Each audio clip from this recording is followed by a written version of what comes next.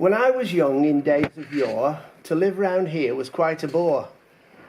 By 8:30 the place was dead, and all the young folk always said, that's the trouble with this town. The high spot of the week, perchance, was going to the chapel dance, where lads stood round in groups, alone, and girls would dance in twos and moan, that's the trouble with this town. The back row in the 1 and 3s was where you gave your girl a squeeze. An usherette would shine a light and give you both a total fright. That's the trouble with this town. The scouts and guides were at the heart of keeping boys and girls apart by teaching knots and pressing flowers and advocating ice-cold showers. That's the trouble with this town. But then, when I was 63, a new town I began to see.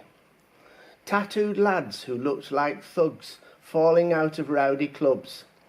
That's the trouble with this town.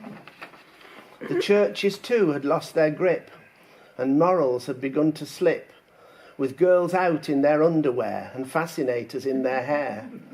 That's the trouble with this town.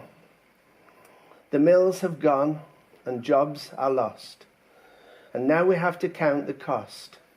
Our health's improved with cleaner air, but half the folk are in despair. That's the trouble with this town. We've beggars on the streets once more, and food banks for the truly poor, who really would be glad to see some bread and dripping for their tea. That's the trouble with this town. And so a circle we have made. We're back before the cotton trade, uncovering the river roaches, bound to bring in lots of coaches. Is that the future for this town? Mm-hmm.